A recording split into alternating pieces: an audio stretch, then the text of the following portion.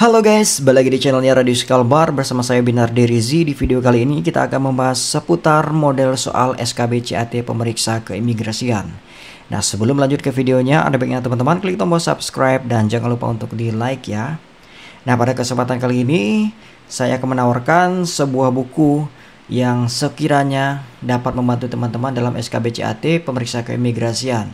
Nah, kemungkinan kalau menggunakan buku ini teman-teman tidak keburu ya untuk pengirimannya, kemudian mempelajarinya. Nah, di sini saya menawarkan untuk paket latihan soal SKB CAT pemeriksa keimigrasian ini di paket semangat ya, teman-teman. Jangan lupa untuk memilih paket semangat hanya 19.900 rupiah saja ya.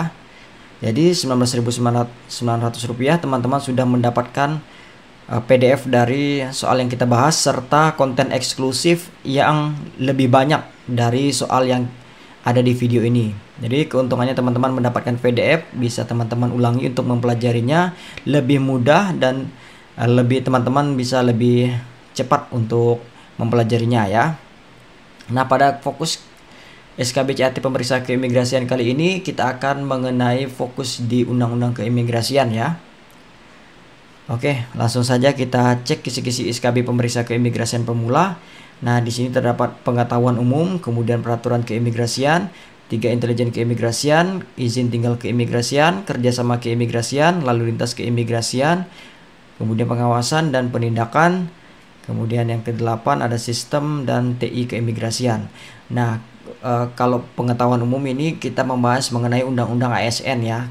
Di video-video sebelumnya yang konten eksklusif di paket semangat itu sudah kita bahas yang mengenai Undang-Undang ASN. Nah, selanjutnya ini di part-partnya berikutnya ini kita fokus kepada Undang-Undang Keimigrasian. Undang-Undang Keimigrasian mengenai peraturan keimigrasian, kemudian intelijen keimigrasian, izin tinggal keimigrasian, lalu kerjasama keimigrasian, lalu lintas keimigrasian, pengawasan dan penindakan, serta sistem dan TI keimigrasian. Nah, itu akan kita bahas di video ini. Oke, kita lanjut ke soal nomor 1. Apa saja syarat bagi orang asing untuk mendapatkan izin tinggal kunjungan sesuai dengan pasal 50? Ingat, di Undang-Undang Keimigrasian pasal 50 tentang syarat bagi orang asing untuk mendapatkan izin tinggal kunjungan sesuai ya. Opsinya yang pertama A, memiliki paspor diplomatik, B, memiliki visa kunjungan atau lahir dari orang tua pemegang izin tinggal kunjungan, C, memiliki visa tinggal terbatas, D, telah menikah dengan WNI, E, memiliki izin tinggal tetap. Nah, teman-teman pelajari Undang-Undang Keimigrasian di pasal 50 ini. Jawaban paling tepat adalah B.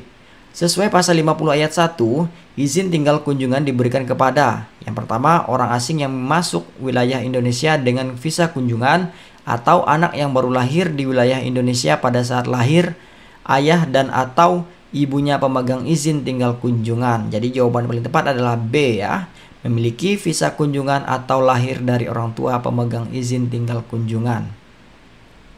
Oke, selanjutnya di soal nomor 2. Izin tinggal kunjungan berakhir jika pemegangnya dikenai A, deportasi, B, visa diplomatik, C, visa tinggal terbatas, D, visa kerja, E, visa kunjungan bisnis. Ingat, izin tinggal kunjungan atau ITK ya. Jawaban paling tepat adalah A. Berdasarkan pasal 51, salah satu penyebab berakhirnya izin tinggal kunjungan adalah jika pemegang izin dikenai deportasi. Ini salah satu ya, di pasal 51 mengenai izin tinggal kunjungan. Ingat, izin tinggal kunjungan penyebab berakhirnya ya, karena disebabkan oleh deportasi itu. Oke, selanjutnya di soal nomor 3. Manakah di bawah ini yang bukan penyebab berakhirnya izin tinggal kunjungan sesuai pasal 51? Ingat, yang bukan penyebab berakhirnya izin tinggal kunjungan sesuai pasal 51. A, izin habis masa berlaku, B, pemegang izin meninggal dunia, C, izin dialihkan ke izin tinggal tetap, D, pemegang izin kembali ke negara asalnya, E, izin diberikan kepada anak yang baru lahir. Jawaban yang paling tepat adalah pasal 51. Jawaban paling tepat adalah E. Pasal 51 menjelaskan bahwa alasan berakhirnya izin tinggal kunjungan meliputi yang pertama, kembali ke negara asal. Yang kedua, masa berlaku habis. Yang ketiga, alih status menjadi izin tinggal terbatas. Nah, masa izin tinggal kunjungan beralih ke izin tinggal terbatas itu juga termasuk penyebabnya ya. Yang keempat, izin dibatalkan. Lalu yang kelima, dikenai deportasi. Kemudian yang keenam, meninggal dunia. Jadi pernyataan E tidak relevan karena itu adalah syarat pemberian izin, bukan penyebab berakhirnya. Ya. Jawaban E, izin diberikan kepada anak yang baru lahir, itu salah satu penyebabnya. Jadi ya kalau bukan E yang bukan penyebabnya ya. Oke, mohon maaf.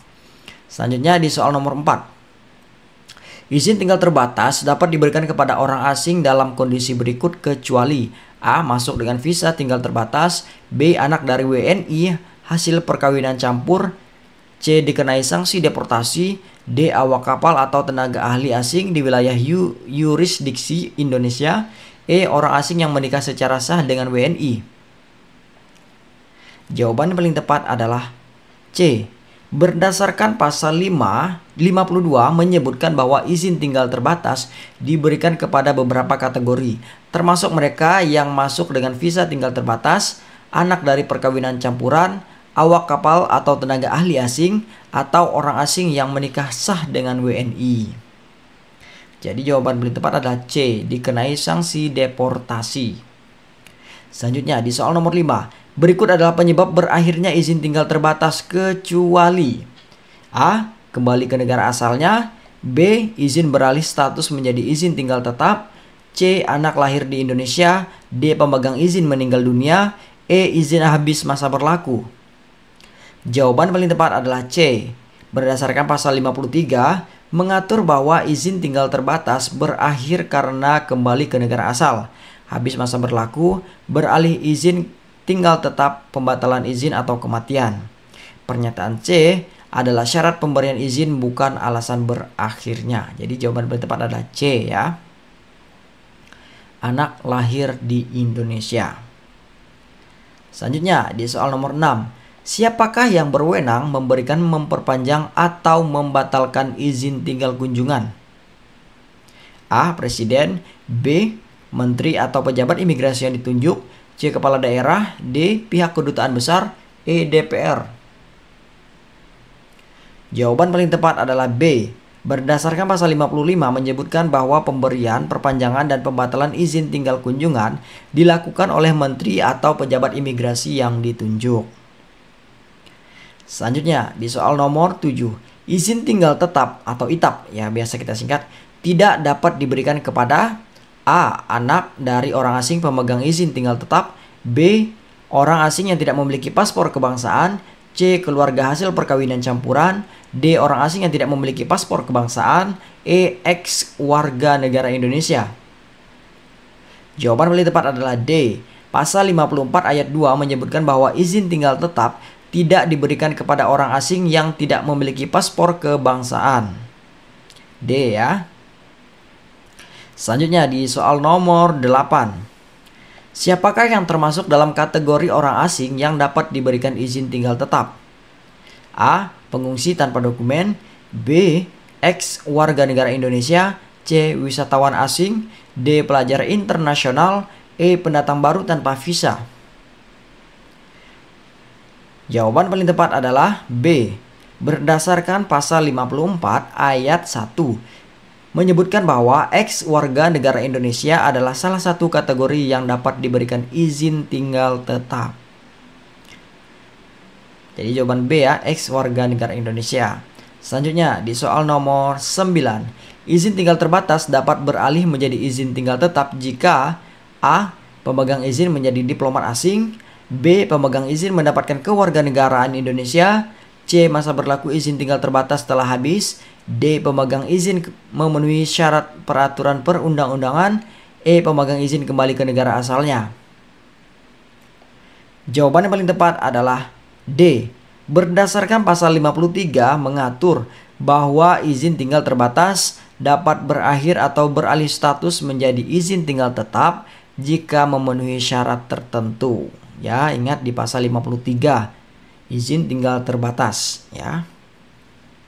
Selanjutnya di soal nomor 10. Syarat utama untuk pemberian izin tinggal kunjungan kepada anak yang baru lahir adalah A. Ayah dan atau ibu memegang izin tinggal kunjungan. B. Ayah dan ibu harus WNI. C. Orang tua memiliki izin tinggal tetap. D. Anak sudah terdaftar di kedutaan. E. Orang tua memiliki visa diplomatik. Jawaban yang paling tepat adalah A. Berdasarkan pasal 50 ayat 1, huruf B menjelaskan bahwa anak yang baru lahir dapat diberikan izin tinggal kunjungan jika ayah dan atau ibunya memegang izin tinggal kunjungan. Ingat ya, di pasal 50 ayat 1, huruf B menjelaskan bahwa anak yang baru lahir dapat diberikan izin tinggal kunjungan. Tapi jika ayah dan atau ibunya memegang izin tinggal kunjungan. Jawaban paling tepat adalah A. Selanjutnya di soal nomor 11, izin tinggal kunjungan dapat dialih statuskan menjadi izin tinggal terbatas berdasarkan A. Keputusan Presiden, B. Keputusan Menteri, C. Persetujuan DPR, D. Persetujuan Menteri Luar Negeri, E. Putusan Pengadilan.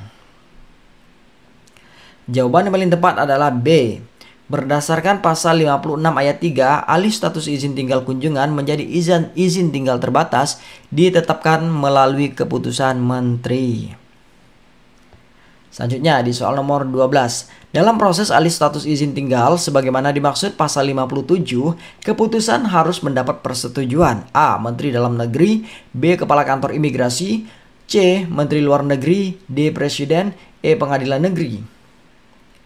Jawaban yang paling tepat adalah C. Berdasarkan pasal 57 ayat 2 menjelaskan bahwa alih izin tinggal membutuhkan persetujuan dari Menteri Luar Negeri selain keputusan menteri. Selanjutnya di soal nomor 13. Apa yang dilakukan pejabat imigrasi jika meragukan status izin tinggal atau kewarganegaraan seseorang? A. Menolak permohonan izin tanpa alasan. B. Melakukan deportasi secara langsung. C. Menelaah dan memeriksa status izin tinggal serta kewarganegaraan.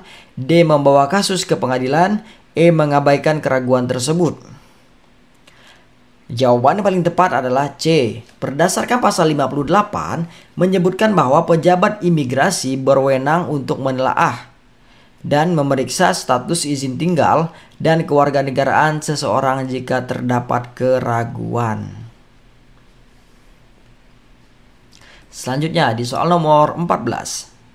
Berapa lama jangka waktu izin tinggal tetap dapat diberikan sebelum perpanjangan tanpa batas? A. 1 tahun, B. 2 tahun, C. 3 tahun, D. 5 tahun, E. 10 tahun. Jawaban yang paling tepat adalah D. Pasal 59 ayat 1 menyatakan bahwa izin tinggal tetap diberikan untuk jangka waktu 5 tahun. Kemudian dapat diperpanjang tanpa batas selama izin tidak dibatalkan. Oke, selanjutnya di soal nomor 15. Pemegang izin tinggal tetap wajib melapor ke kantor imigrasi setiap A. 1 tahun, B. 2 tahun, C. 3 tahun, D. 5 tahun, E. Tidak ada kewajiban melapor. Jawaban paling tepat adalah D. Menurut pasal 59 ayat 2, pemegang izin tinggal tetap dengan masa waktu tidak terbatas harus melaporkan setiap 5 tahun ke kantor imigrasi tanpa dikenakan biaya. Ingat ya, di pasal 59 ayat 2. Selanjutnya di soal nomor 16. Izin tinggal tetap dapat diberikan langsung kepada pemohon dalam kategori berikut, kecuali A. Pemohon adalah ex-WNI, B. Pemohon adalah suami atau istri WNI setelah menikah 2 tahun, C. Pemohon telah tinggal selama 3 tahun berturut-turut, D. Anak dari ex-subjek kewarganegaraan ganda Indonesia, E. Rohaniawan asing setelah tinggal 3 tahun. Jawaban yang paling tepat adalah B. Berdasarkan pasal 60 ayat 3 menyebutkan bahwa pemohon dalam kategori ex-WNI dan anak ex-subjek kewarganegaraan ganda dapat langsung diberikan izin tinggal tetap. Sementara pemohon suami istri WNI harus memenuhi masa perkawinan 2 tahun. Ingat ya, pasal 60 ayat 3. Oke, selanjutnya di soal nomor 17. Apa syarat bagi pemegang izin tinggal tetap untuk tetap sah bekerja di Indonesia? A. Mendapatkan izin tambahan dari kementerian terkait. B. Memiliki penjamin yang menjamin keberadaan mereka. C. Menandatangani pernyataan integrasi. D. Memperpanjang izin tinggal tetap selama setiap tahun. E. Mengajukan surat izin dari Menteri Luar Negeri. Jawaban paling tepat adalah C.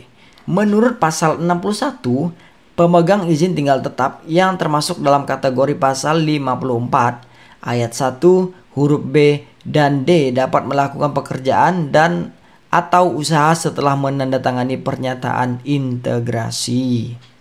Ingat ya, di pasal 61. Selanjutnya di soal nomor 18. Salah satu alasan berakhirnya izin tinggal tetap adalah A. Tidak memperpanjang izin setelah 5 tahun. B. Perubahan alamat tanpa pemberitahuan.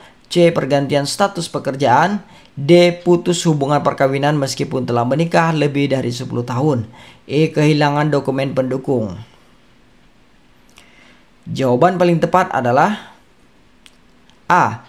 Pasal 62 ayat 1 menjelaskan bahwa izin tinggal tetap berakhir jika pemegang izin tidak memperpanjangnya setelah 5 tahun. Jadi itu ya jawabannya 62 ayat 1. Selanjutnya di soal nomor 19. Apa yang terjadi jika pemegang izin tinggal tetap memberikan informasi palsu saat mengajukan permohonan?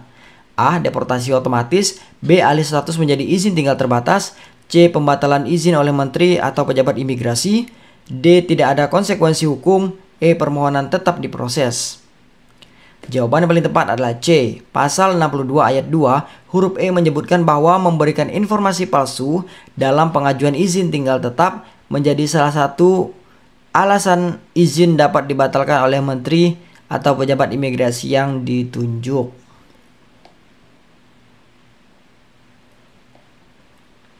Selanjutnya di soal nomor 20. Siapakah yang wajib memiliki penjamin di wilayah Indonesia?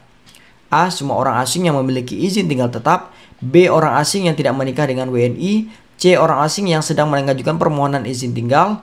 D. Orang asing tertentu sesuai dengan pasal 63 ayat 1. E. Semua orang asing tanpa terkecuali. Jawaban paling tepat adalah D. Berdasarkan pasal 63 ayat 1 menyebutkan bahwa orang asing tentu wajib memiliki penjamin yang menjamin keberadaan dan kegiatan mereka selama tinggal di Indonesia.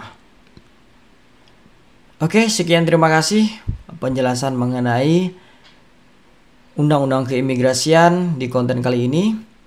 Mungkin teman-teman yang ingin mengakses konten berikutnya di soal nomor 21 sampai berikutnya dapat teman-teman mengambil paket semangat. Hanya Rp19.900 saja teman-teman dapat PDF dari contoh soal seperti ini serta dapat mengakses konten-konten yang setelah nomor 21 sampai berikutnya ya. Oke, sampai di sini, terima kasih.